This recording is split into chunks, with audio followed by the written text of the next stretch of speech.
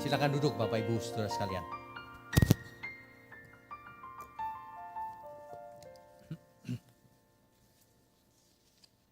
Sesi ini adalah sesi ke-14. Ya. Aplikasi 7 natur kebenaran di dalam etika. 7 natur kebenaran ini benar-benar bisa menjadi alat uji kebenaran yang sahih, objektif, dan bisa diandalkan. Di dalam bidang etika misalnya, kata etika itu berasal dari ethos, bentuk tunggalnya. Bentuk jamaknya adalah ta etika.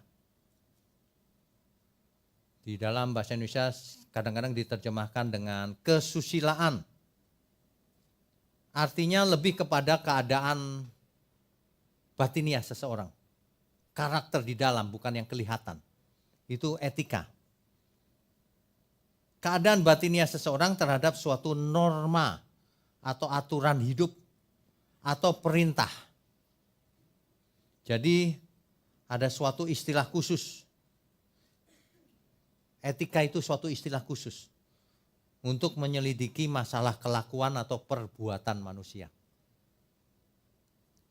Etika itu tidak seperti ilmu pengetahuan alam yang bersifat deskriptif. Kalau pengetahuan alam itu kan begini, begitu, begini, begitu gitu.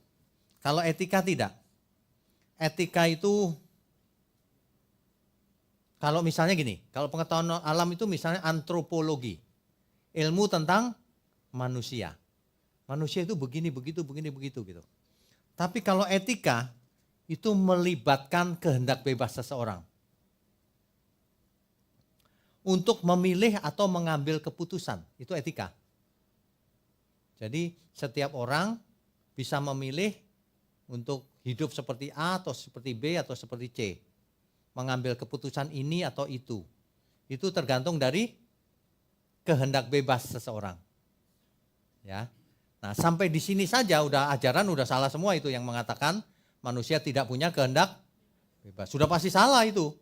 Kalau manusia tidak punya kehendak bebas, kita tidak bicara etika. Apa yang mau dibicarakan kalau manusia nggak bisa menggerakkan sendiri, digerakkan semua seperti robot oleh Tuhan. Udah pasti salah. Terus semua ini apa? Sandiwara. Makanya kalau bicara etika, manusia punya kehendak bebas. Ya. Jadi kehendak bebas untuk berkata ya atau tidak. Untuk memilih yang baik atau yang tidak baik. Yang benar dan yang salah. Itulah sebabnya etika itu ilmu yang bersifat normatif. Istilahnya normatif. Kita yang memilih mau seperti apa. Dengan kehendak bebas kita, bukan di bawah tekanan atau di bawah pengaruh seseorang atau siapapun. Begitu ya. Tanpa kehendak bebas manusia hanyalah makhluk yang hanya hidup digerakkan oleh penciptanya. Sehingga etika tidak bisa berjalan sebagaimana mestinya. Dalam kasus seperti itu maka tidak ada yang namanya kewajiban dan tanggung jawab. Lalu digerakkan oleh Tuhan semuanya. Nanti kalau orang-orang ngotot ya, nggak ada kehendak bebas, tapi juga ada etika, itu kontradiksi kata-katanya. Kontradiksi nggak berasa mereka. Salah total itu. Kalau manusia tidak punya kehendak bebas, ngapain diajar? Untuk apa diperintah? Kan Tuhan yang menggerakkan semuanya. Manusia itu banyak yang logiknya error. Circular error namanya. Belum apa-apa sudah error sendiri di sininya. Tidak koheren. Ya. Justru dengan adanya kehendak bebas itu maka berlaku hukum tabur tuai. Bayangkan manusia nggak punya kehendak bebas tapi harus menuai apa yang ditaburnya. Bukan dia yang nabur, Tuhan yang menggerakkan. Kan nggak cocok semua itu, cerita itu. Ya. Nah, jadi kalau tanpa kehendak bebas ya manusia cuma pemain sandiwara aja yang menggerakkan penciptanya. Dunia ini hanyalah panggung sandiwara, seolah-olah begitu. Ya. Etika muncul karena mencakup bagaimana manusia memilih hidupnya. Bagaimana manusia mengambil keputusan dalam hidupnya. Makanya kita bicara etika. Bagaimana manusia melakukan kewajiban dan tanggung jawabnya. Itu bicara soal etika itu. Nah, jadi dalam hal ini diperlukan acuan atau referensi yang dipakai sebagai acuan dalam mengambil keputusan. Pasti ada acuannya dong. Manusia bukan sembarangan aja deh. Cap cip cup, kan gak gitu. Aku pilih ini, pasti ada alasan di balik itu. Manusianya itu. Nah, itulah sebabnya manusia yang beretika yang tidak itu tergantung dari itu juga. Referensinya apa? Yang dipakai sebagai dasar untuk mengambil keputusan. Acuannya apa yang dipakai oleh manusia itu sebagai dasar untuk membedakan mana yang baik, mana yang jahat. Itu. Ya. Nah, yang seringkali terjadi yang menjadi kesulitan itu adalah ketika suatu fakta itu sulit diperoleh. Fakta itu sulit diperoleh loh. Contohnya, kalau keadaannya itu rumit atau membutuhkan ilmu tertentu untuk mengerti bahwa itu fakta. Misalnya, air itu faktanya rumus kimianya H2O. Lalu ada orang awam yang nanya ini, mana H2O, tulisannya mana ada H2O?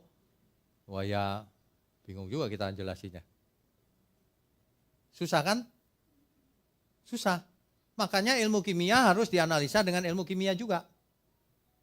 Fisika dengan ilmu fisika. Musik ya dengan musik, kan gitu. Sesuai. Kebenaran ya dengan 7 natur kebenaran. Jangan dengan aku mendengar suara Tuhan. Jangan menurutku. Jangan pakai pikiran sendiri. Gitu. Ya. Jadi yang namanya kebenaran ini memang salah satu topik yang paling sulit di bidang etika. Kalau orang ambil sub jurusan spesialis etika, nanti akan ketemu teori kebenaran itu paling sulit. Tapi di sini jadi gampang, karena saya bahasakan dengan cara gampang dan konsepnya jadi gampang, 7 natur kebenaran itu. Ya, jadi terkadang fakta itu memang sulit didapat, itu benar. Contohnya gini, kalau orang bertanya sama saudara, apa buktinya Yesus disalib? Gimana? Faktanya mana? Catatan. Oke. Bagaimana saudara tahu catatan itu benar?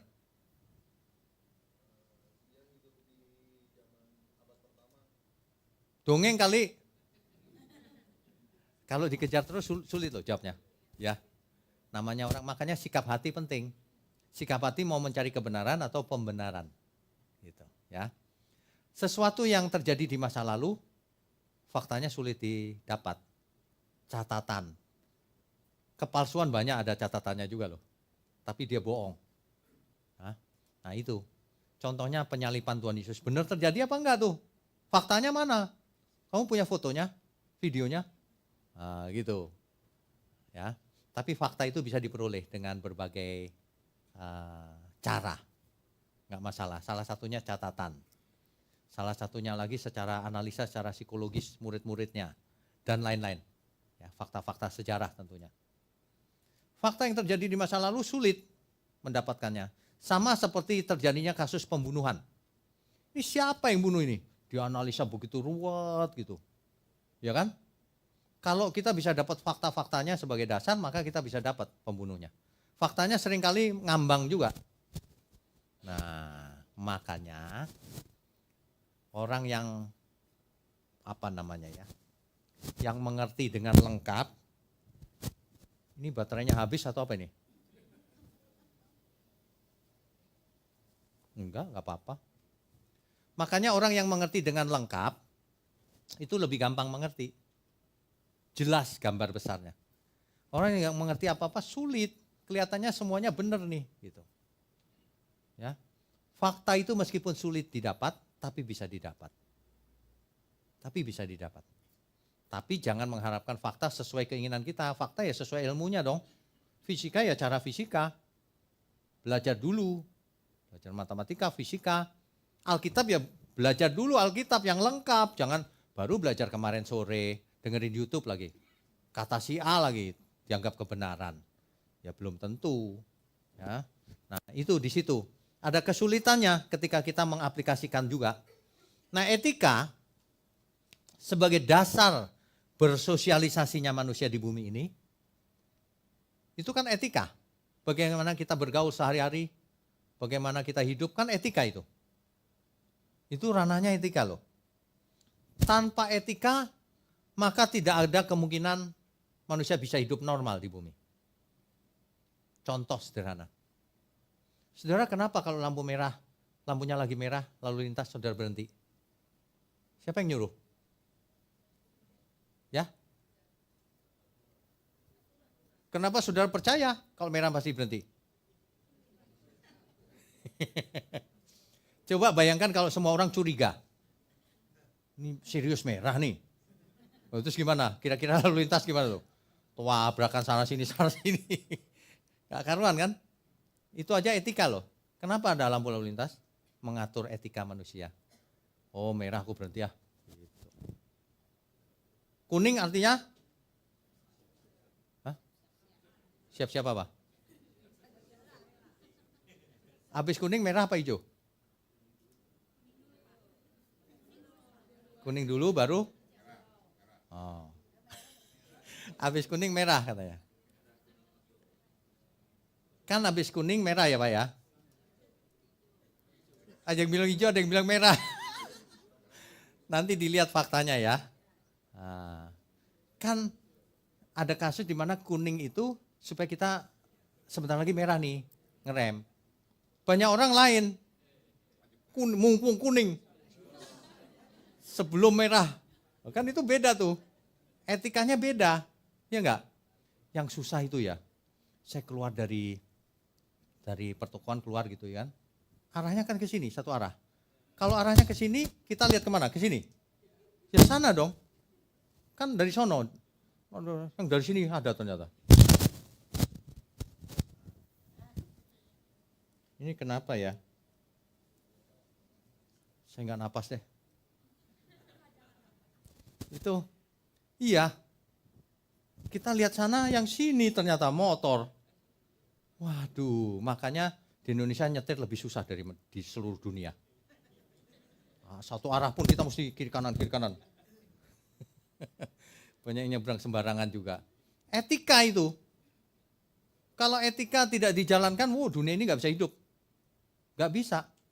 Coba bayangkan saudara penuh curiga gitu ya. Di mall ada gambar restroom. Yang satu pria, satu wanita. Ini bener nggak nih? Jangan-jangan kebalik nih. Gitu nggak? Enggak kan? Nah, makanya ada etika. Sama. Etika yang kita bicarakan ini ada dua tipe, dicatat baik-baik. Etika yang kita bicarakan ini ada dua tipe, saudara. Yang pertama disebut etika falsafi atau etika filosofi. Ini saudara seperti kuliah loh sebenarnya. Daripada saya ngajar di kampus, saya ngajar di gereja aja. Supaya semua jadi mahasiswa juga. Ada amin? Tapi ini jauh lebih cepat, gampang. Ya. Yang pertama jenis etika falsafi atau filosofi. Itu etika umum itu. Etika umum. Yang kedua, etika teologis namanya. Etika teologis itu etika Kristen. Etika yang alkitabiah. Kalau kita bicara etika teologis atau etika Kristen atau etika alkitabiah, artinya dasarnya adalah Alkitab. Gitu ya, ada dua ya. Nah, etika filosofi secara harafiah adalah etika yang berasal dari aktivitas berpikirnya manusia. Nah, itu filsafat biasa itu loh. Itu hasil pikiran manusia itu. Itu etika filsafat. Sementara etika teologis dasarnya adalah seluruh Alkitab. Ingat ya, seluruh Alkitab. Bukan sebagian Alkitab. Jadi gambarnya gini. Ini adalah etika filsafat. Yang gede ini adalah etika teologis. Jadi etika sehari-hari itu sebagian kecil dari etika teologi, sebagian kecil dari seluruh etika Alkitab. Artinya apa? Kalau sehari-hari aja kau tidak beretika, bagaimana mau beretika Tuhan? Yang umum aja kau nggak lulus, nggak sopan, ngomong suka fitnah, mulutnya jorok. Nah, yang begitu-begitu. Oh, secara umum aja tidak lulus, bagaimana mau etika Alkitabiah? Itu sebabnya etika filosofi sebagian kecil, himpunan bagian dari etika yang lebih besar. Jelas ya, mengerti ya maksudnya ya. Itu sebabnya kita mesti membayangkan diri kita ini, aku sudah beretika umum belum ya? Secara umum lulus gak ya? Gitu. Kalau secara umum aja gak lulus, bagaimana secara Alkitabiah? Bagaimana di hadapan Tuhan? Pasti tidak lulus. Kalau baik aja enggak, bagaimana mau sempurna? Saudara, itu enggak ada loh cara lain supaya kita sampai ke etika teologis selain matikan manusia lama kita. Itu yang merusak itu manusia lama kita itu. Merasa hebat, merasa berhak. Aduh, sudahlah. Sudah usia berapa juga kan? Etika Kristen itu jauh lebih luas. Kalau etika yang umum itu ya, kalau kau disakiti ya, kau menghindar aja dari dia. Tapi kalau etika Kristen, kalau kau disakiti, kau mengalah saja. Kalau lebih hebat lagi, kau kalahkan dia. Kau menangkan dia di dalam Tuhan. Tadinya musuh gitu ya, terus malah jadi sahabat. Gitu. Sebenarnya ya kalau saya lihat orang lagi berselisih ya, kadang-kadang gak ada salahnya loh dua-duanya. Cuman ego aja. Dan pendapatnya beda aja, jadi ribut. Sebenarnya gak ada yang jahat. Ya memang karakternya masing-masing ada kekurangan ya. Tapi sebenarnya kalau bersatu bisa juga, gak ada masalah. Itu bukan soal bumi langit musuhan yang gak bisa disatukan, bukan gitu sebenarnya. Cuma ya yang sulit diri sendiri ini. Jadi kalau kita bicara etika teologis, itu etika menurut Tuhan. Bukan menurut manusia. Menurut manusia orang nyumbang itu baik. Difoto baik kan orangnya. Menurut Tuhan, Tuhan tahu isi hatinya apa. Jangan-jangan nyumbang supaya difoto, supaya terkenal baik. Wah itu enggak beretika di hadapan Tuhan. Itu sangat tidak beretika di hadapan Tuhan. Memuliakan diri sendiri. Itu sangat tidak beretika. Di depan orang lain dia baik ya. Wah dia baik loh, nyumbang. Gitu. Di hadapan Tuhan ini manusia munafik ini. Di depan kamera nyumbang. Di rumah istrinya digebukin. Itu tidak punya etika namanya. Di hadapan Tuhan loh. Saudara mengerti maksud saya ya? Amin ya. Gitu ya. Jadi saudara, etika ini sangat menarik loh. Kalau kita bicara etika teologis, itu artinya begini loh.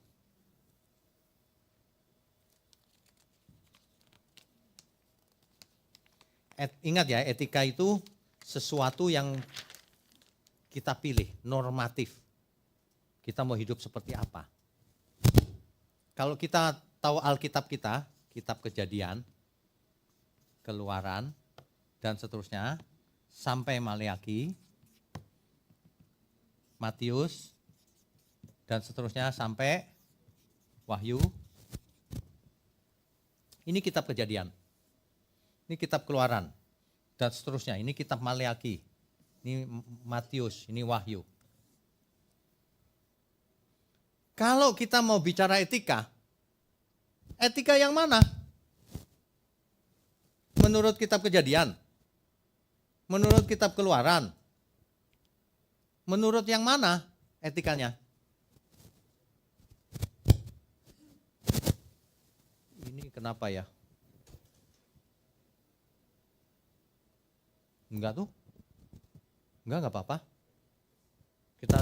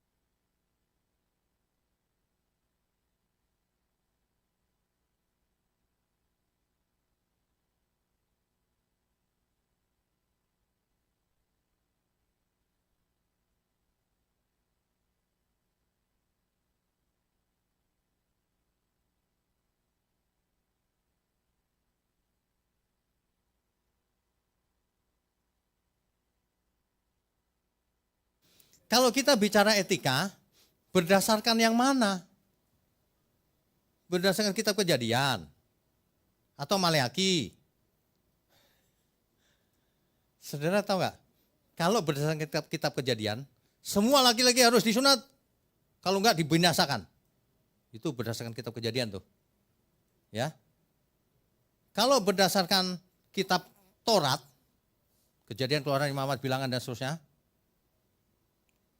korban bakaran, persepuluhan, buah sulung, hari raya, Sukot, pondok daun, dan sebagainya harus. Itu etikanya loh. Etika yang mana? Makanya kalau kita belajar kitab Kejadian, jangan berhenti di sini. Misalnya lagi membaca satu kitab Kejadian, terus di situ ada isu tentang sunat, jangan berhenti. Nanti kalau berhenti dipikir, wah harus nih, harus lanjut terus menyeberang ke sini. Baru di sini disimpulkan, jadi masih perlu sunat atau tidak. Mengerti nggak maksudnya? Mengerti ya? Sekaligus natur kebenaran, perhatikan nih. Faktanya begini Alkitab itu. Yang kedua, koheren ini. Ingat ya, progresif ya itu ya. Jadi lihatnya yang paling akhir, ujungnya jadi bagaimana sekarang ini. Pragmatis nggak pragmatis, ini mengubah kita ini. Cara hidup kita berubah etikanya. Ya, harus utuh. Murni, jangan diambil dari tempat lain lagi. Orientasinya membawa kita kepada kekekalan. Kalau memang harus sunat ya kita sunat semua. Kalau nggak penting, apa yang penting? Harus jelas semuanya. Ya, nah itu. Ini namanya Alkitabiah. Kalau cuman satu ini ke bawah diambil kesimpulannya, ini namanya ayatiah. Kalau ini Alkitabiah.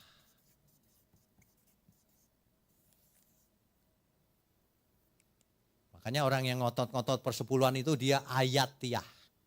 Kenapa? Dia mau ngambil kitab Maleakhi disimpulkan persepuluhan masih Pak gitu. Padahal itu juga cuma Maleakhi 10 ayat. Cuma tertentu aja,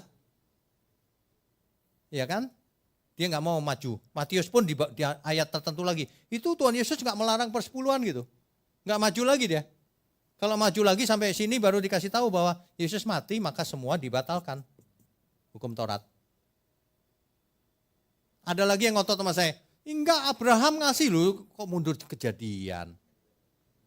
Nanti orang udah frustasi lagi ya, udah nggak bisa argumentasi lagi. Oh, persepuluhan itu bukan jauh sebelum Alkitab Pak, di sini. Gitu. Ngawur nggak karu-karuan. Itulah ciri orang yang mencari pembenaran, bukan kebenaran. Saya sedih lihatnya. Para pengkhotbah yang udah tua-tua masih begitu juga. Sedih saya. Saya kayak sendirian di dunia ini. Kayak marah-marah sendirian itu. Lagi pulang ngapain sih? Orang udah jelas begini. Etika yang benar dasarnya seluruh Alkitab. Dari Kejadian sampai Wahyu. Makanya etika yang benar lahir dari Alkitabiah. Kalau dalam bahasa STT, etika yang benar lahir dari sistematika teologi namanya. Seluruh Alkitab. Teologi sistematika. Begitu. Bukan biblika, bukan per kitab. Sayang sekali banyak dosen yang masih biblika, per kitab maksudnya. Enggak, menurut kitab ini. Kok menurut kitab, menurut Alkitab. Hari gini masih enggak ngerti-ngerti terus. Tapi hari ini istilah biblika juga dipakai sebagai Alkitabiah. Jadi kalau orang ngomong biblical, itu artinya Alkitabiah, bukan per kitab gini. Ya. Jelas ya? Makanya saya di profile saya di mana ya? Di YouTube atau di Instagram ya? Saya tulis biblical speaker, pembicara Alkitabiah. Kalau ngomong Alkitabiah boleh kita bicara. Tapi kalau ngomong gosip dan lain, sorry, nggak terima orderan. Gitu. Jelas ya maksudnya ya? Nah, kalau etikanya menyangkut kehidupan kita sehari-hari, masih oke. Di sini kita bisa dapat. Tapi kalau etikanya sudah menyangkut hal-hal yang apa misalnya ya, kontemporer, nah ini susah dijabarkan.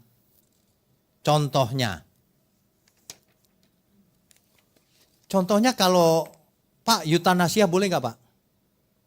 Eutanasia tahu nggak Bapak Ibu?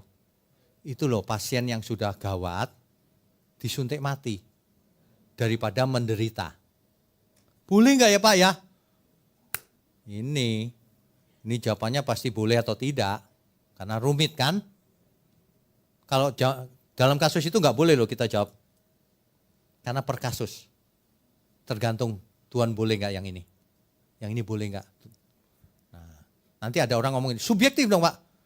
Tergantung hamba Tuhannya, dia dekat Tuhan apa enggak. Nanti subjektif lagi, memang rumit yang itu. Contoh lain lagi, surrogate mother. Surrogate mother, Bapak Ibu tahu nggak ya? Ada orang yang tidak bisa memiliki keturunan, tapi rahimnya normal. Jadi titip sperma orang di dalam situ. Titip sebagai rahim untuk melahirkan. Nanti lahir, nah baru diambil anaknya. Boleh nggak? Nah yang gini-gini kan, wah rumit juga ya. Sekarang gini aja deh, dulu KB itu nggak boleh loh dulu. Bapak Ibu pernah dengar nggak? Dulu KB nggak boleh loh. Kenapa? Itu melawan kehendak Tuhan katanya. Mestinya punya anak dihalang-halangi nggak punya anak. Iya kan? Hari ini semua orang KB. Makanya jangan terlalu fanatik buta. Nggak boleh langsung aja kalimatnya. Nanti dulu. Kita mesti bijaksana, berhikmat, ya. Jangan ayatiah, jangan sembarangan juga. Kalau sembarangan liar nanti. Nah, etika ada bidang yang sulit-sulit itu. Tapi kalau yang gampang-gampang jangan kita salah. Nggak jujur, itu mah kebangetan, gampang itu. Ya, tapi kalau yang rumit-rumit serahkan sama yang lebih mengerti, ya. Kan kadang-kadang orang sudah dalam keadaan koma, minta doa kan? Minta doanya apa kadang-kadang? Pak, ini sudah kasihan, Pak. Bagaimana ya? Minta doanya enggak sembuh loh. Karena mungkin sudah mau dipanggil Tuhan. Ya udah kita doa juga. Tapi doanya bukan supaya cepat mati aja Tuhan. Enggak boleh juga. Kita doanya itu Tuhan, ini bagaimana ya Tuhan? Biarlah yang terbaik yang Tuhan putuskan. Itu loh. Kita pulang dipanggil Tuhan ya. Udah bulanan enggak koma gitu kan kasihan juga. Kalau dipanggil Tuhan kan enak, udah enggak berasa, rohnya bersama Tuhan. Asal hidupnya yang benar. Amin ya. Asal hidupnya beretika surgawi. Beretika alkitabiah. Jangan cuma beretika umum. Nah, kalau orang etika umum aja nggak lulus, apalagi etika ini, etikanya Tuhan. Yang umum harus lulus dulu, baru yang ini. Makanya banyak orang mengatakan manusia kok disuruh sempurna. Itu umum aja nggak lulus tuh yang begituan, kebanyakan. Karena dia nggak kebayang terlalu jauh. Kalau yang umum ya harus lulus dong kita. Ada amin nggak nih? Masa umum aja nggak lulus? Ngomong jangan sembarangan, itu kan bisa dong, masa nggak bisa yang umum. Nanti yang sulit-sulit barulah ampuni musuhmu. Wah itu baru sulit tuh, itu baru susah tuh, korbankan dirimu. Nah itu baru sulit tuh, sebab dirinya udah egonya udah kenceng kan. Sebenarnya gampang kok, memang kuncinya itu di diri sendiri, mau bertobat apa enggak. Gitu aja, kalau nggak mau tuh alasannya macam-macam. Kalau mau ya gitu aja gitu. Sekarang gini, kalau kita punya musuh si A, apa sih susahnya memaafkan, mengampuni? Kan gampang sebenarnya, kan diri sendiri yang bikin susah.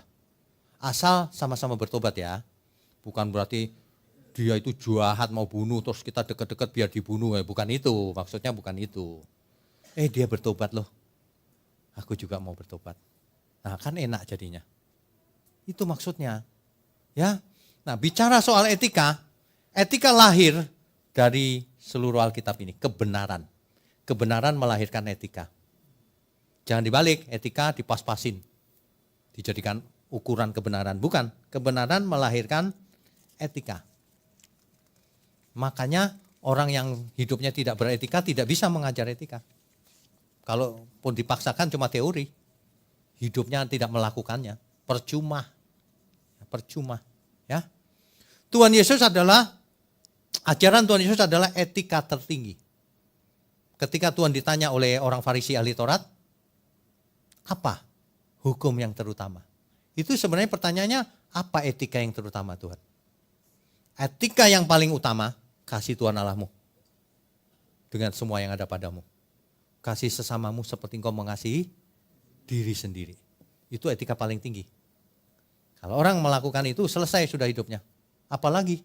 Gak ada. Jadi gampang gitu. Urusan sehari-hari, persoalan kecil-kecil dan sebagainya, udahlah. Ya, aku ditipu nih. Ya udahlah. Lain kali aku mungkin harus lebih pintar supaya tidak ketipu. Gitu doang. Bukan gini, awas ya. Kamu ya, ku tuntut nanti, ku blender kau. Mau di blender lagi. Emang jus apa? Oh, emang buah di blender. Itu jahat sekali loh mulut orang itu yang begitu-begitu itu. Sampai terpikir ya. Terpikir aja udah, waduh itu penyimpangan loh itu, kejam sekali itu. Meskipun cuma bicara ya. Gak boleh. Aduh, etika tertinggi saudara. Berdasarkan etika tertinggi inilah setiap orang akan dihakimi. Alkitab berkata, setiap orang harus menghadap tahta pengadilan Kristus untuk mempertanggungjawabkan apa yang diperbuatnya selama ia hidup. Apakah baik di mata Tuhan atau jahat di mata Tuhan. Itu 2 Korintus 5 ayat 10 itu. Jadi etika Kristen itu disederhanakan oleh Rasul Paulus, salah satunya ya 1 Korintus 10 ayat 31. Jika engkau makan, atau jika engkau minum, atau jika engkau melakukan sesuatu yang lain, lakukanlah untuk kemuliaan Tuhan. Itu etika paling tinggi. Jangan makan sembarangan, bicara sembarangan, gak punya etika itu orang itu. Seluruh hidup kita ini milik Tuhan. Ingat kita sudah ditebus, bukan dengan barang fana, dengan darahnya yang mahal. Artinya kita sudah jadi milik Sang Tuhan. Hamba yang baik melakukan kehendak Tuannya. Itu etika yang baik. Kalau etikanya salah, hamba yang jahat itu, yang tidak melakukan kehendak Tuannya. Sederhana sebenarnya. Makanya etika itu pasti hubungannya dengan 7 natur kebenaran itu pasti lengkap. Ya. Nanti kalau jadi buku lebih jelas sih. Ada skemanya, digambar supaya jelas. Tapi nggak apa-apa, saya sketsa. Ini masih cukup ya jamnya ya.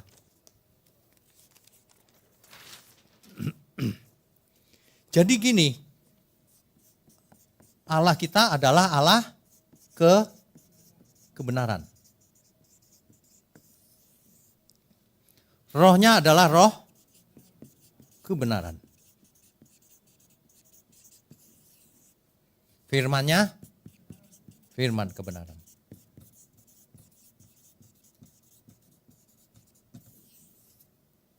Berarti kitanya harus man of truth. Manusia kebenaran. Man of truth ya.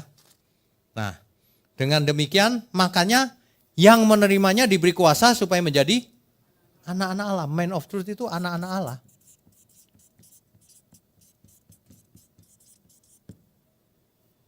Di Alkitab dikatakan anakku tidak curang. Orang yang curang itu bukan anak Allah. Anak setan itu pasti. Anakku tidak curang. Anak-anak Allah ya. Nah dari sinilah maka etika lahir. Berangkatnya dari sini. Inilah maka kita bicara etika Alkitabiah tadi itu. Ya. Di bidang apa etikanya? Di semua bidang kehidupan, secara sosial, hidup sosialnya, budaya, sosial budaya, politik, profesi, bisnis, ya, etika di gereja, etika secara individu, di keluarga, etika pendidikan, kesehatan, dan seterusnya. Jadi etika memasuki seluruh aspek kehidupan kita. Itu real. Kalau kita bicara seperti ini, bagaimana kita beretika sebagai individu dalam keluarga? Suami punya etika enggak selama ini?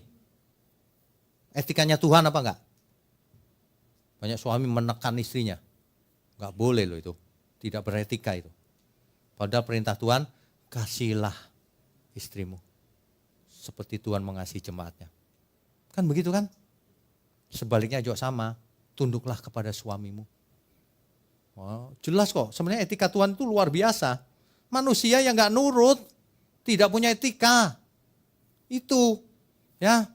Dalam bidang individu, keluarga, gereja, melayani Tuhan. Punya etika nggak nih pelayan-pelayan Tuhan ini?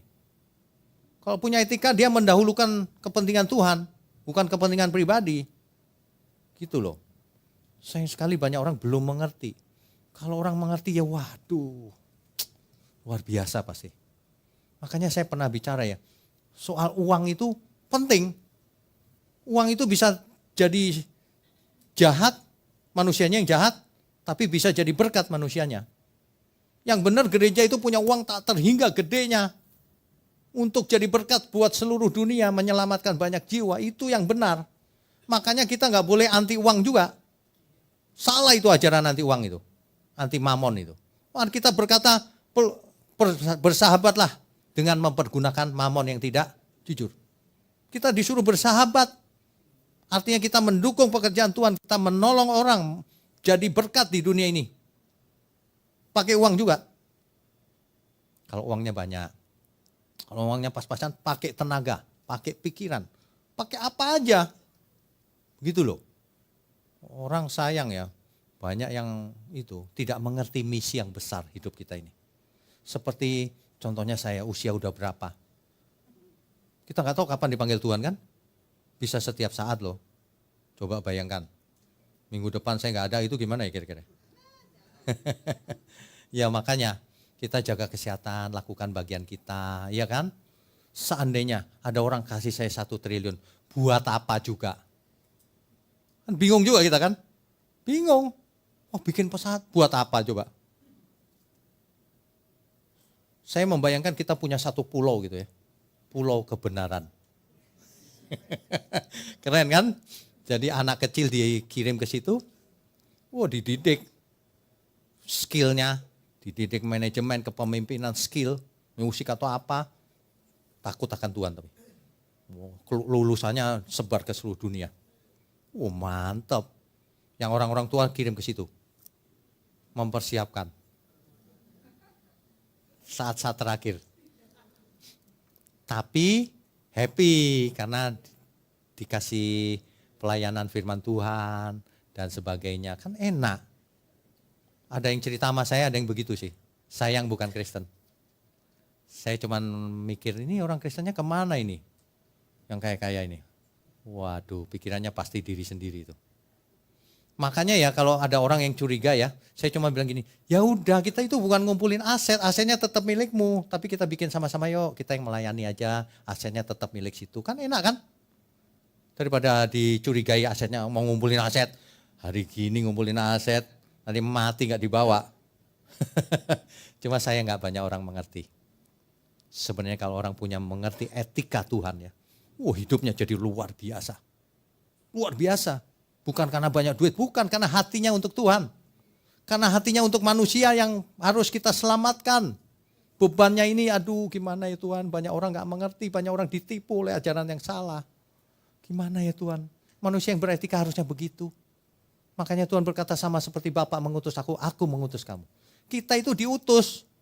Kalau kita gak merasa diutus Tuhan, kita tidak punya etika namanya. Sudah diampuni, sudah diselamatkan, dikasih firman kebenaran, dikasih Roh Kudus, dikasih nafas hidup, dikasih macam-macam, dikasih kesempatan. Nggak mau melakukannya. Waduh, ya begitu ya. Makanya saudara, ayo kita belajar beretika dengan Tuhan. Bagikan kebenaran seperti ini. Hari ini langka yang bicara kebenaran seperti ini. Ya, ada amin saudara? Etika itu, kita bicara etika pasti mengandung 7 natur kebenaran. Pasti. Kalau etikanya Tuhan. Bisa dicek, kan sudah tahu tuh, sesuai fakta enggak? Kalau dia beretika, faktanya dia enggak gitu hidupnya. Oh faktanya gitu dia beretika. Koheren enggak? Konsisten enggak dia? Oh dia beretika kalau lagi kelihatan banyak orang. Waduh kalau banyak orang shalom. Kalau sendirian setan loh. Itu namanya enggak koheren hidupnya. Iya kan? Pragmatis enggak berubah enggak? Kalau ada orang negur saudara, kamu kok berubah ya sekarang ya? Nah itu pragmatis namanya. Ya. Nah, dan seterusnya 7 natur kebenaran. Kita belajar ya saudara ya. Kita koherenkan semua kita melayani Tuhan. Kita beri kemuliaan untuk Tuhan. Oke baik, kita bisa lanjutkan dengan tanya jawab. Baik Bapak Ibu, kita akan masuk ke dalam sesi tanya jawab. Bapak Ibu dapat langsung bertanya maupun menanyakannya lewat WhatsApp juga bisa ya. Baik, yang mau bertanya? Oke, silakan. Pak duduk aja ya Pak. Berdiri dong. Bentar ada. Ya, terima kasih Pak. Saya mau tanya Pak. Pertanyaan yang ini ya Pak ya. Kan saya di sini belajar dari mulai awal sampai saat ini belum pernah bolos ya Pak. Bagaimana nih Pak yang saya mau tanya, bagaimana Pak kalau dari antara kita semua termasuk teman saya Alfi ini yang baru dibaptis, bagaimana kalau orang itu setelah mendengar ini Pak berubah, bertobat gitu loh ya Pak.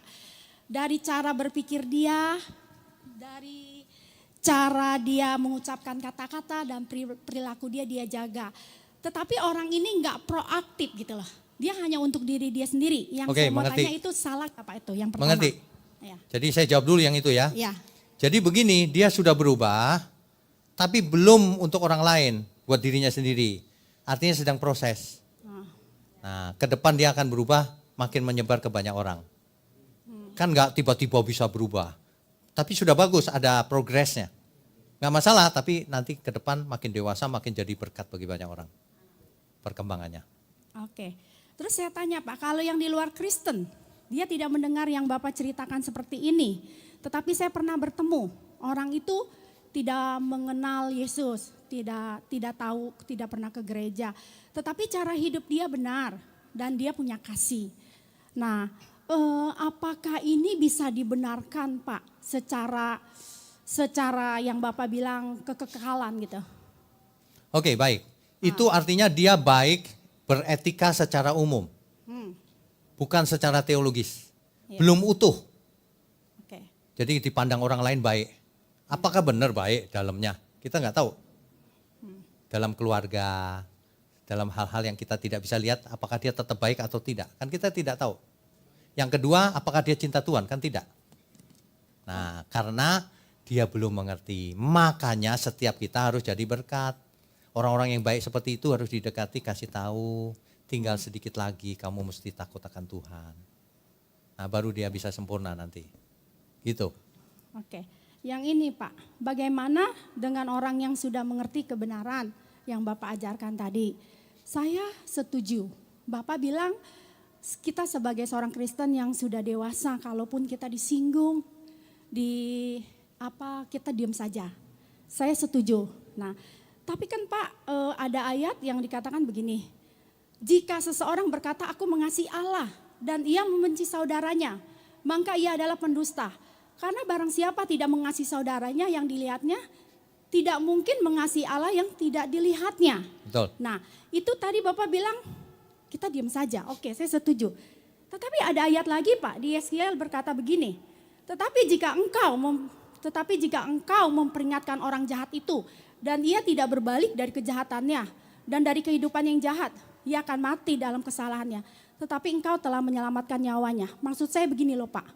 Kalau kita tidak peringatkan orang jahat itu, bagaimana dia tahu kalau dia itu jahat gitu loh Pak.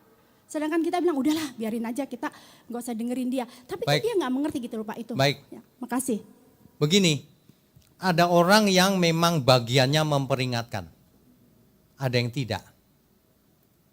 Contohnya, jika ada jemaat ingin memperingatkan penjemaat yang lain, belum tentu bisa. Nanti malah jadi ribut dan sebagainya, karena bukan bagiannya menegur. Bagiannya menegur, kalau saya, bagian saya menegur. Nah, makanya kalau ada yang begitu, larinya ke gembala, nanti saya menegurnya tahu secara sendiri-sendiri gitu. Kok saling negur-menegur, bukan menegur namanya, berantem. Gitu ya. Nah, memang harus ditegur kesalahan, tapi ada yang bisa ditegur, ada yang tidak. Ada yang kita boleh menegur, ada yang tidak, bukan bagian kita gitu. Nah, kalau dia ditegur tidak mau, itu urusan dia sama Tuhan. Kan kita tidak bisa memaksa juga kan? Gitu. Yang penting kita lakukan bagian kita. Gitu. Ya. Enggak apa-apa, harganya berapapun kita tetap bayar. Ya. Ya.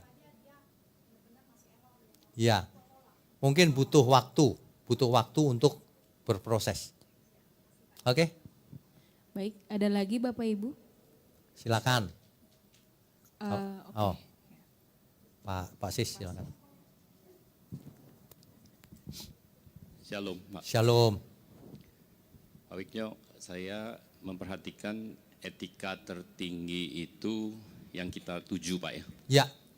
Tapi dalam perjalanannya dengan filter murni utuh, kami berpikir berapa tahun lagi ya Pak ya, murni dan utuh. Ketika kita bicara murni utuh, berarti seluruh Alkitab dihayati, dimengerti sampai tuntas gitu Pak. Karena kita konteks Alkitabiah Pak ya. Ya. Kami punya persoalan yang kontemporer Pak. Ya. Dalam keluarga misal. Misalnya? Contoh ya Pak ya, saya kasih contoh konkret nggak apa-apa Ya, Pak nggak apa-apa. 3 bulan terakhir ini rumah kami didatangi orang Ambon Pak. Ya. Debt collector. Ya. Banknya boleh saya sebut ya Pak ya? Jangan. Jangan ya. Jangan. Ada 3 bank Pak. Ya. Ditengarai persoalan itu adalah fraud Pak. Apa Ya. ya? Ya, fraud, Kecurangan ya Pak. kecurangan, kebohongan. Jadi ada satu orang yang menggunakan nama istri saya untuk pakai kredit card 50, 100 plus berapa gitu. Jadi Ya, mengerti. totalnya 200. Ya, mengerti. Tapi oke Pak, itu persoalannya. Yang ingin kami tanyakan sikap hatinya sepakat Pak. Kita tertuju Pak. Tapi istri kalau menyelesaikan masalah tipikal seorang wanita, dia akan bicara terus, yang meluap dari hatinya itu adalah semua yang yang keluar itu sampah ya Pak ya. Pasti Emosi, sampah. emosi. Ya, sampah. Ya. Ya, saya sebut saja sampah karena faktanya sampah ya Pak ya. Ya, oke. Terus kalau laki-laki saya bicaranya logika. Yang keluar dari saya juga sampah. Terus? Gugat aja 100 miliar saya bilang gitu. Misalnya Pak. Kalau istri yang dibicarakan adalah ini bank tidak gitu-gitu. Ya, ya, emosi lah pokoknya, emosi. emosi. Nah pertanyaannya Pertanyaannya? kan, Pak, jadi kalau yang keluar dari hati itu mewakili sikap hati atau tidak? Mengingat proses perjalanan kita kan dalam mencapai kesempurnaan Pak. Betul, betul. Tapi tidak bisa dipungkiri itu natur daripada seorang perempuan, wanita, Orang istri pasti dia akan keluarkan sampah itu dan dia bicara bisa 2 jam, 3 jam satu hari, Pak. Nah, kemudian Oke. Terus? yang laki-laki ya pokoknya gugat pakai Ya. pakai hukum. Ya, Pak, mengerti. ya. Ya. Jadi yang mana Pak etika yang tertinggi? Oke, baik. Terima kasih Pak. Baik, ya. Ini pertanyaannya Terima kasih. kasus nyata lagi. Begini, kita harus ingat banget bahwa etika tertinggi itu 7 natur kebenaran itu tercakup di dalamnya, Alkitab ya. Yang pertama soal kasih. Kasih tetap. Kalau ada persoalan apapun suami istri kasihnya jangan bubar gara-gara itu. Misalnya berantem itu nggak boleh. Itu jadi melenceng tujuannya. Jadi tujuannya apa hidup ini gitu. Itu tetap. Lagi pula ini bukan salahnya kita kan, ini kan tuduhan. Fraud, ada penipuan kan. Nah, jadi untuk apa ribut? Suami istri nggak boleh ribut. Kalau cuman soal debat itu biasa aja sih, nggak masalah sih debat. Tapi jangan melibatkan kata-kata kasar dan sebagainya, nggak boleh. Jadi gimana nih panik gitu? Nanti lama-lama nggak panik. Gini aja lah intinya itu gini. Ini kan fraud, ya kan? Fraud itu kan penipuan. Ya tinggal kita pakai fakta saja. Faktanya saya tidak melakukan itu. Bawa pengacara atau sendirian dulu, ini tidak, buktinya tidak ada. Jadi gitu misalnya. Itu kan bisa, nggak usah pakai ngotot dan sebagainya. Nggak perlu apa-apa sih, kasih tahu ini bukan saya, gitu aja, simple. Seandainya kasus lain, istrinya salah, itu pun nggak boleh dimaki-maki, disalah-salahin sampai frustasi gitu, nggak boleh lah. Salah ya sudah, lain kali jangan diulang lagi ya. Kita susah lagi yuk. Itu yang paling benar. Ingat jangan sampai gara-gara persoalan kekekalan hilang. Itu rugi besar. Gara-gara persoalan kita susah fisiknya. Ya, tapi kekekalan jangan hilang. Itu inti utama daripada etika di dalam Tuhan. Jangan sampai gara-gara ada masalah lalu mulut kita nggak karu-karuan, maki-maki nggak karuan. Lah, itu menyimpang kalau itu. Nggak usah, jangan. Ditahan aja. Iya sih, gitu. Kenapa ya gitu. Apalagi ini nggak ada kesalahan. Nggak ada kesalahan ya tinggal disampaikan balik. Ini fraud loh ini gitu. Ya. Jadi kita pernah ngalamin kok kayak gitu. Fraud Pak. Kartu kredit saya dipakai orang Pak. Waduh, saya bilang telepon bang, ini bukan saya loh ya. Ya kita bisa cek, ya udah. Ya tapi Bapak bayar dulu. Bukan saya tapi bayar dulu. Ya udahlah. Bayar dulu. Ngurus repotnya setengah mati, akhirnya balik sih tapi udah lama, repot banget balik. Ya udahlah jangan sampai itu menyebabkan jadi itu. Keluar ini tanduknya keluar lagi, yang dulu udah mati keluar lagi. Kalau itu jangan rugi kita. Ya, rugi. Kalau perlu cut, seandainya ada yang salah gitu, cut cost saja, cut loss. Ya udah saya kalah sampai di sini, lain kali menang lagi. Artinya nggak boleh diulang lagi kesalahan itu. Setiap orang buat salah loh Pak. Saya habis-habisan Pak ditipu orang Pak. Habis ditipu orang dulu masih muda. Waduh. Tapi itu nggak membuat saya jadi tanduknya keluar loh Pak. Orang itu nggak minta maaf juga saya diem aja Pak. Urusan kau sama Tuhan nanti. Iya beneran.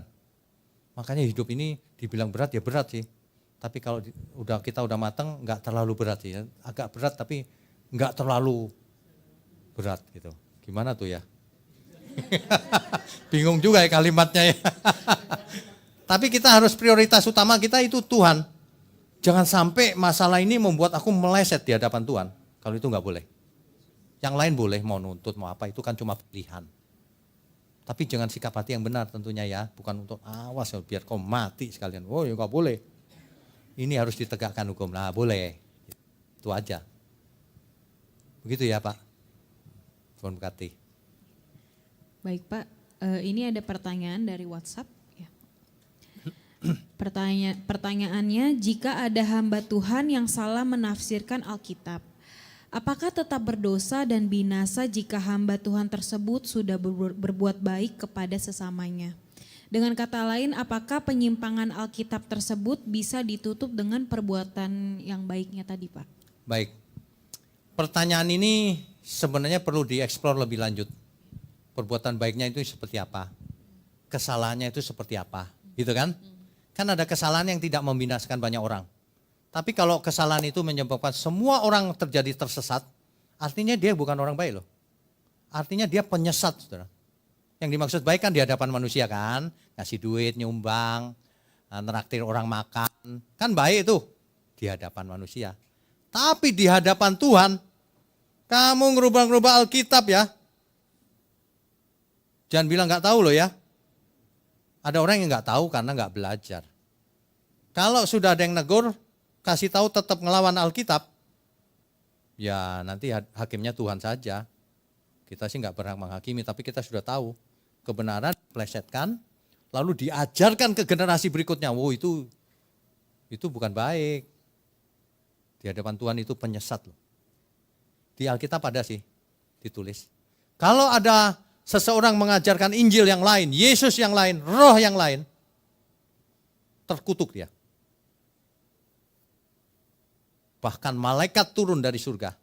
Kau jangan percaya kalau ngajarin yang lain. Itu kata Alkitab loh.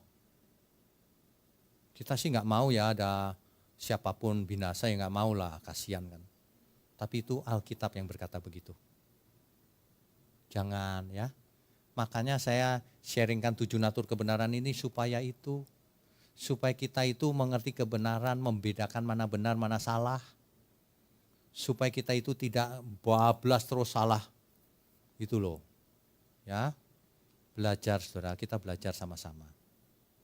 Jangan sampai binasa. Jangan sampai, aku nggak sengaja loh menyesatkan orang. Nggak sengaja lagi. Alkitab berkata, kau jangan jadi guru kalau nggak bisa jadi guru. Itu loh.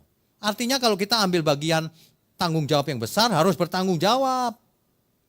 Jangan mikirin diri sendiri, ya, yang penting aku paling benar. Loh, cek dengan 7 natur kebenaran secara objektif. Jangan subjektif. Nanti baru kita tahu. Kalau seseorang ngajarin yang lain ke generasi berikutnya, pikir aja sendiri, orang baik apa bukan. Meskipun ya bagi-bagi uang, misalnya. Meskipun semua orang jemaatnya diberiin rumah misalnya. Kasih duit banyak, kaya raya, semuanya. Tapi diajarin lain dengan Injil. Wah, kita tanya Tuhan saja. Makanya Rasul Paulus menulis begini, akankah ku cari kesukaan manusia? Lebih mementingkan manusia atau Tuhan? Begitu, ya. Hati-hati saudara, jangan ikut nabi palsu.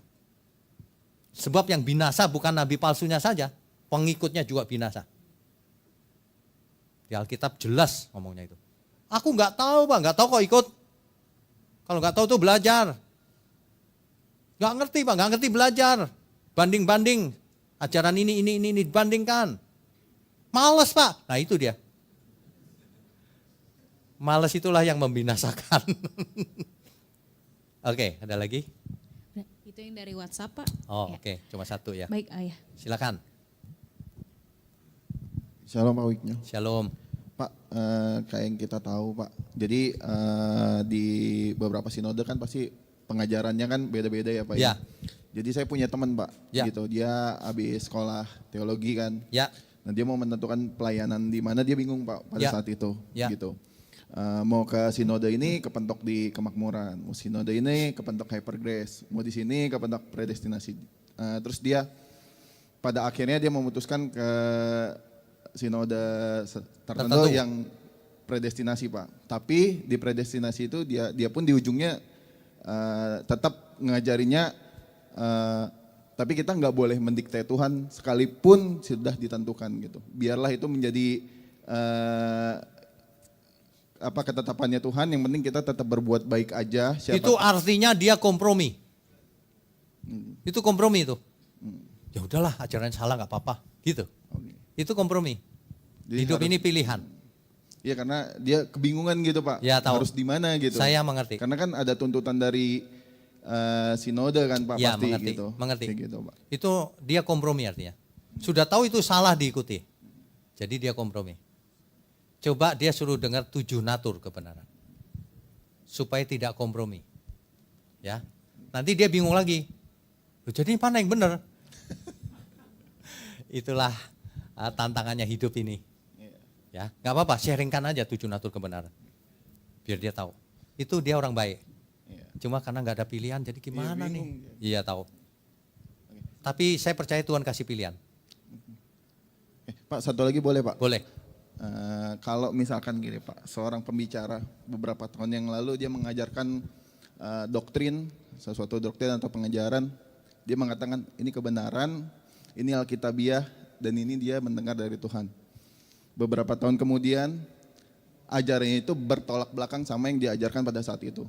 Lalu dia bilang juga ini Alkitabiah, ini kebenaran, dan ini ajaran dari Tuhan. Apakah Pak dia ini enggak koheren ya Pak ya? Nggak koheren. Enggak koheren, dan apakah mungkin Tuhan pada saat itu berkata itu kayak Tuhannya kok beda gitu?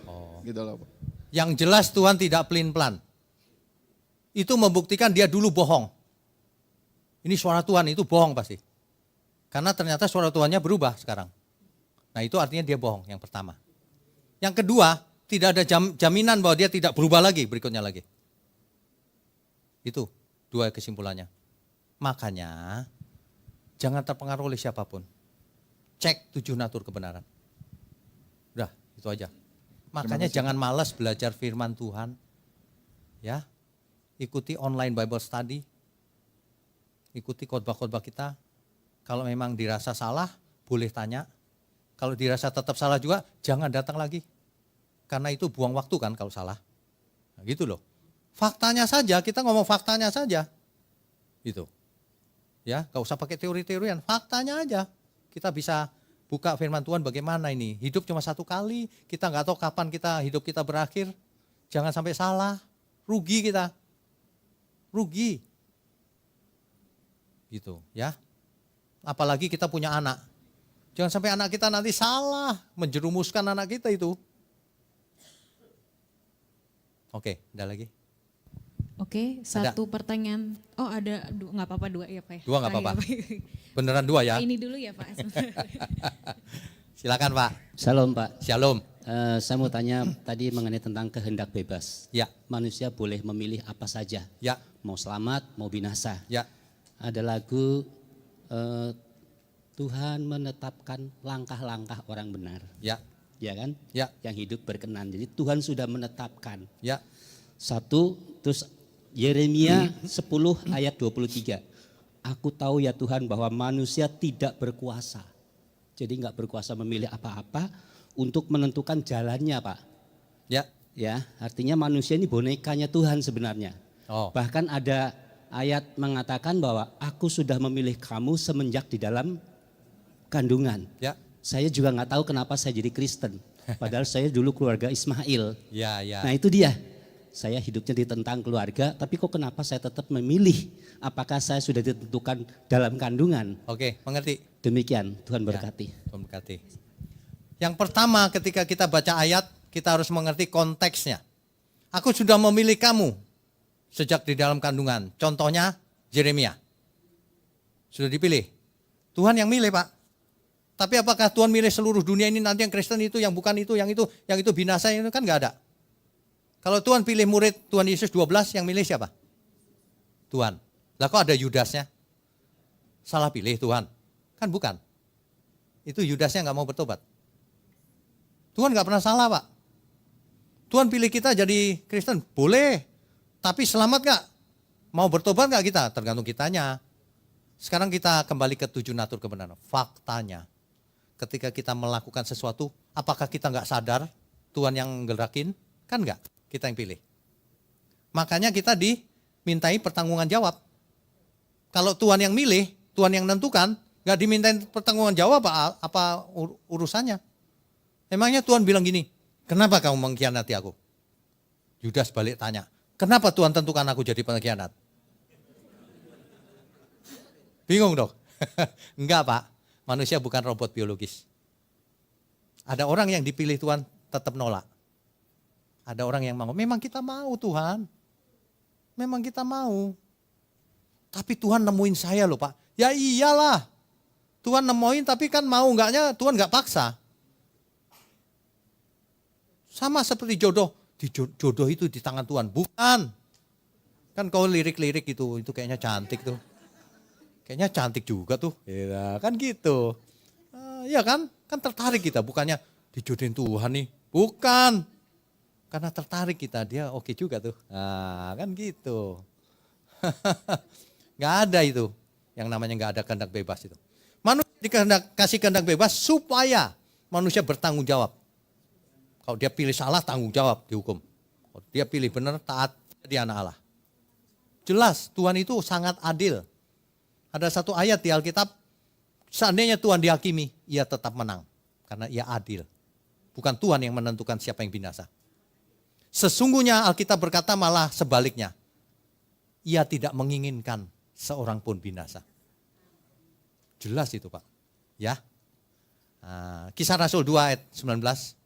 Oleh sebab itu, berjaga-jagalah, sadarlah, dan bertobatlah, supaya dosamu diampuni. Ya, Kisah Rasul 3 ayat 19. Itu, bertobatlah supaya dosamu diampuni. Siapa yang harus bertobat? Kita. Masa Tuhan yang menggerakkan aku supaya bertobat? Kok jadi sandiwara? Gitu Pak. Jadi kebenaran ini harus disampaikan ke seluruh dunia. Sehingga orang berhati-hati, aku harus bertobat Tuhan, aku berdosa, aku harus berhenti dari dosaku. Bukan gini, aku sudah dipilih Tuhan, sudah selamat. Aku sekarang dosa juga gak apa-apa, nanti Tuhan gerakkan lagi supaya bertobat. Rusak orang seperti itu. Itu bahaya loh Pak teologi itu. Kenapa? Nanti ada orang yang berkata begini, aku cerai ini Tuhan yang nentukan. Ada. Aku cerai aja Tuhan yang nentukan. Tuh hebat gak tuh? Pikirannya sendiri itu. Cerai kok Tuhan yang nentukan. Oh kau yang berantem kok Tuhan yang nentukan. Oh kau yang nyeleweng kok gak setia kok Tuhan yang menentukan cerai. Mana ada Tuhan menentukan cerai. Yang ada di Alkitab, aku membenci perceraian. Gak baca Alkitab. Ngotot. Aduh capek loh. Kalau kita ngerti 7 natur kebenarannya, kamu itu gimana sih ya? Natur pertama aja udah nggak lulus faktanya. Faktanya Alkitab Tuhan benci perceraian, kok Tuhan menentukan perceraian. Bagaimana ini? Teologi ini merusak loh. Orang jadi aku sudah dipilih, sudah selamat. Nggak usah berusaha, nggak usah berbuat baik. Keselamatan bukan karena perbuatan baik. Akibatnya apa? Saya lihat banyak orang kayak gitu. Kalau sama Tuhan nggak all out gitu, ya udah selamat, udahlah nggak usah fanatik. Udah selamat kok kita. Percuma kok buat baik. Kalau nggak dipilih Tuhan nanti binasa. Gila ini teologi. Merusak itu. Begitu ya. Oke yang terakhir. Loh yang terakhir tadi bukan Bapak ini. Oh bukan ya. Sorry. Makasih Pak. Silakan. Pak mau tanya tentang ini Pak. Yang Matius 5 ayat 22 berhubungan dengan etika menurut saya Pak. Saya bacakan ya Pak. Ya. Ini Tuhan Yesus sendiri yang katakan, Ya. tetapi aku berkata kepadamu, setiap orang yang marah terhadap saudaranya harus dihukum. Siapa yang berkata kepada saudaranya kafir harus dihadapkan ke mahkamah agama. Dan siapa yang berkata jahil harus diserahkan ke dalam neraka yang menyala-nyala. Jadi kan ayat ini berhubungan dengan neraka Pak. Jadi pertanyaannya apa yang dimaksud jahil di sini Pak? Oh oke. Gini aja, saya rangkum satu ayat itu ya. Barang siapa mau menyerang saudaranya, menyerang itu ngatain bodoh, jahil, kafir, terserah apa aja. Dia harus dihukum. Intinya itu. Makanya kita nggak boleh menyerang orang. Menyerang ya, kalau mengkritik itu baik. Menyerang loh, menyerang itu niatnya itu buruk. Kalau menyerang nggak boleh Pak. Nah lebih jelas lagi besok khotbahnya menghakimi. Itu kalimatnya jelas tuh teks aslinya apa gitu. Ya, jadi kalau menyerang nggak boleh. Kalau ngasih tahu baik-baik boleh, harus bahkan. Oh menyerang nggak boleh, ngatain jahil. Itu konteksnya bukan cuman jahil lo, bukan gitu. Ini konteksnya hari itu jahil itu ngatain jahat gitu. Jahil itu kalau nggak salah teks aslinya itu bodoh. Kalau nggak salah. Padahal di ayat lain, jangan seperti orang bebal, gitu kan? Jangan seperti orang bodoh. konteksnya itu bukan mau mendidik, yang nggak boleh itu. Konteksnya kan ada orang yang mengatakan sama kalimatnya tapi yang satu mendidik, yang satu mau menyerang, merendahkan, dan yang merendahkan itu nggak boleh, yang menghukum itu.